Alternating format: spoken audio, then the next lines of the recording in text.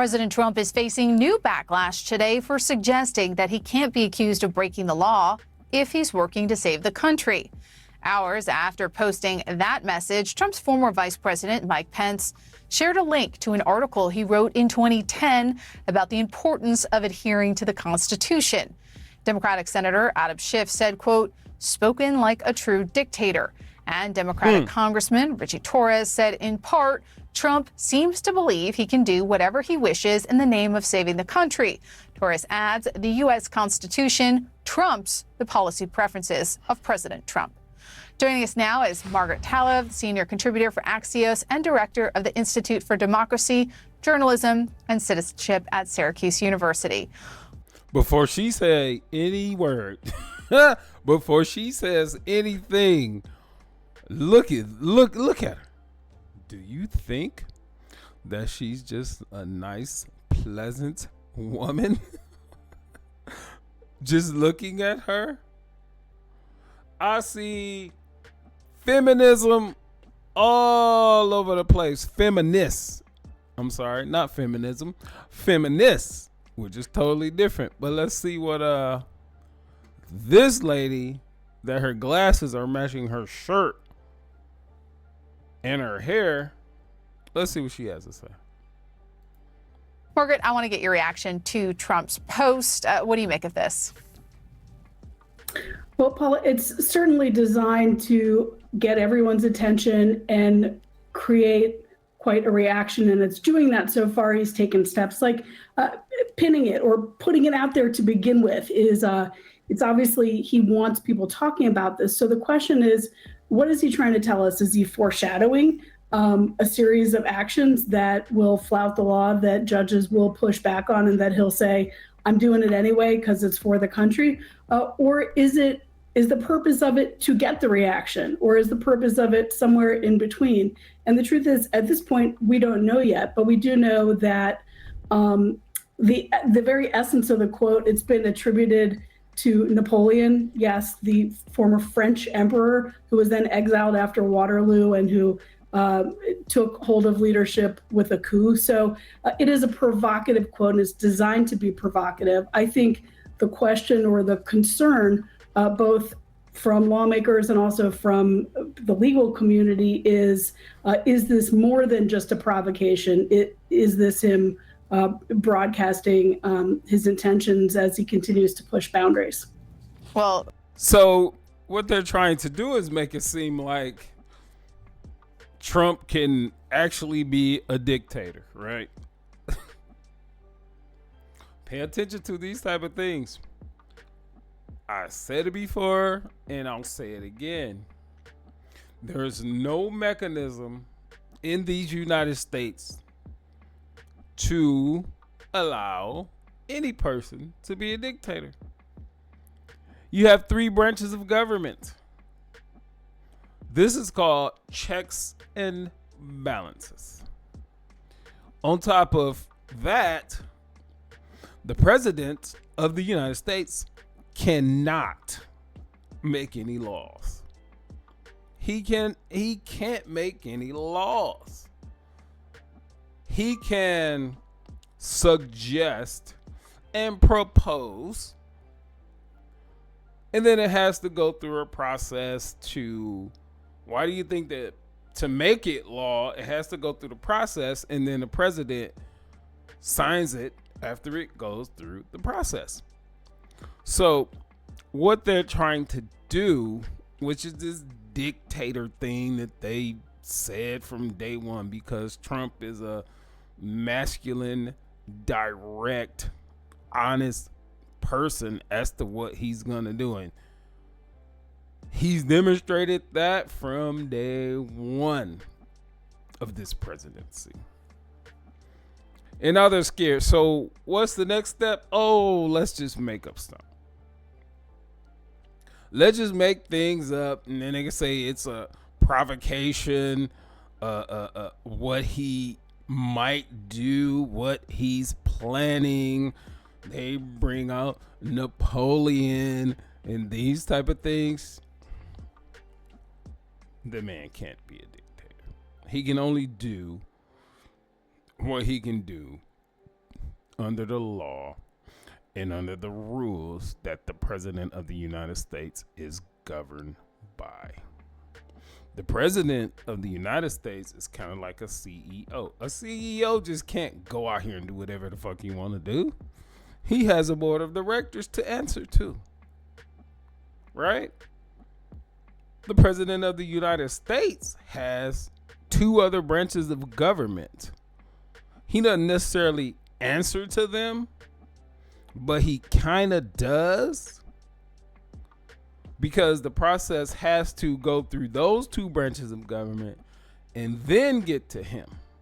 And if he approves it or not, then that's what happens. Speaking of someone who is not known to be provocative, former Vice President Mike Pence wrote and linked to this article where he says, quote, without proper adherence to the rule contemplated in the Constitution for the presidency, the checks and balances in the constitutional plan become weakened. What's he getting at here?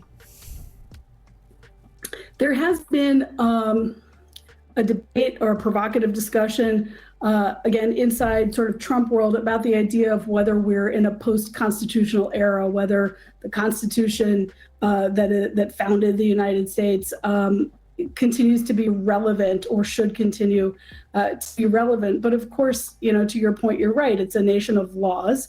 There's a rule of law, and there are 3 separate branches of government, and the Supreme Court ultimately decides whether actions fall within the law. Those are the rules of the country. And if there weren't those rules, there would be, lawlessness and violence, and everything would be a jump ball. So I think, I think it looks to me like all these various parties, whether they're Republican, whether they've been aligned with Trump in the past or not, are trying to figure out, is this, again, meant to have a chilling effect or get everyone's attention and that's it? Or is this foreshadowing of steps to come? And at this point, because we're only a few weeks into the new administration, all you have to go on are the early actions of the administration. But certainly with DOGE, with some of these mass firings, with many moves that are already headed to the court. So, and then you have to pay attention to the words that they use. They're trying to suggest that he might do something when they use words such as foreshadowing. He, up to this point, he's done some pretty dramatic things. Things that, in my opinion, things that should have been done 30 years ago. He tried to do it during his first term, but he was green to how Washington, D.C. operates, and he wasn't able to get a lot of this stuff done. Because a lot of the people that he appointed were establishment people, which is, they just want things to go the way that it always has gone. There's no new thinking. There's no improvement. There's no progress. Look, we are enriching ourselves off the American taxpayer. And who are you, Donald Trump, to come in here and interrupt that? And that's the main thing that they are upset about. That's the main thing that they're upset about. But when this lady is saying she said, she used the word foreshadowing, which suggests that there's something that he might do in the future. No. There's something that he might do in the future is something that y'all going to disagree with. But I guarantee you this is going to be under the law. And the reason that it's going to be under the law is you even some of Donald Trump executive orders have been blocked by judges. And you know why? Because we are a nation of laws. This nation is not a democracy. This nation is a constitutional republic, which means we are governed by laws. And that's what that means. a democracy would imply, well, just the majority, whatever the majority say goes. No, we can't have that. We cannot have that because there's too much room for manipulation. If you give a certain segment of the population certain things, let's just say money, then they'll vote a certain way. No. We have to create laws. We have to go by what the laws are already and be governed under that. This is not a democracy. This is a constitutional republic. And I think that's a better way because there's too much room for people to be compromised and, all these type of things. So let's let Miss Burgundy shirt, glasses, hair continue. The president has shown a willingness, certainly, to push the boundaries of what has ever been allowable behavior by an executive in the modern United States. That's right. Now, Trump is also responding to critics who say it's Elon Musk who is actually the one in charge. Let's take a listen to what he said in a joint interview with Musk on Fox. Actually, Elon called me. He said, they're trying to drive us apart. I said, absolutely. No, they said, we have breaking news. Donald Trump has ceded control of the presidency to Elon Musk. President Musk will be attending a cabinet meeting tonight at 8 o'clock. And I say, It's just so obvious. They're so bad at it. I used to think they were good at it. They're actually bad at it, because if they were good at it, I'd never be president. What do you think is going on with that interview and behind the scenes? I mean, if it were a reality show, it would certainly be a scripted moment. It seems like, again, a moment that is meant to entertain, to provoke, to get people to talk about it. But the truth is, Elon Musk isn't doing anything that President Trump hasn't empowered him to do. If President Trump didn't want him doing the things he's doing, he wouldn't be doing them anymore. So I think for a lot of members of Congress, there was all of this debate early on about how much scrutiny should cabinet nominees get. Well, now all of a sudden you care about how much scrutiny should cabinet nominees get. Yeah, y'all care about that all of a sudden, right? He can't legally, again, we go back to the laws. He can't do anything that the president does not sign off on.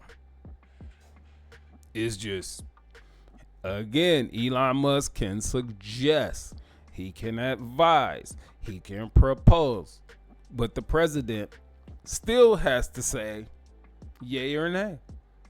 And that's it. And then you get these Democrats out here doing like shady little things, like a fifth grader calling him President Musk. That's the stuff that we did when I was in the 6th grade. Calling names, which is what they're doing. President Elon Musk. Would y'all stop? I thought we were all adults here. Can we just get to the business, right? So if you disagree with what he's doing, state your disagreement and move forward accordingly. Why we gotta be calling names? Because when y'all say President Elon Musk, that totally diminishes Donald Trump as the president of these United States. Y'all know what y'all doing. You're just so childish and you're just cowards. You have no other way to express yourself. You're having a temper tantrum. That's what these Democrats and these liberals and these progressives, that's what they're doing right now. They're just pretty much having a temper tantrum, and it is hilarious to watch. They don't know what to do. I can give them advice on what to do. Be honest. Be honest. Handle the business of the United States. That's why you were elected. You were not elected to challenge the president on everything that he tries to do, because everything that he's trying to do is better for this country. But no, y'all just, you're going to be pissed off, and little kid that's pissed off who can't handle his emotions, and you're having fits and just challenge him just because. You're not challenging him on any merit or anything like that. You're just challenging him because you don't like him, which is ridiculous. As adults, we need to behave better. If you can install someone outside of the nomination process who doesn't have to answer to anyone in the Senate and is empowered uniquely by the president unless a court says they can't be, then why does it matter who the cabinet nominees are? So I think, again, you're really seeing something very different here play out. And it is meant to provoke. It is meant to get people who are concerned about boundaries in the system all whipped up and fired up. They are playing it as they have intended it, and that's what's going on right now. Margaret Tyler, thank you. More when we come back. So, is this lady's lunchtime? She was missing her words, but I'm gonna look this lady up to see what she really thinks, because I think she was censoring herself. Something tells me that this lady is much more radical than what she's doing, because the reason I say that, because she's using certain words. She's using words like provoke and foreshadowing and things of that nature. That's what she's doing. So that's going to be the end of this video on Facebook. Like the video, comment on the video. All right, I see y'all watching. Comment on the video. Go over to Mr. Info 500 on YouTube. We got some other things over there. Like the video, share the video over there, comment on the video over there. Peace.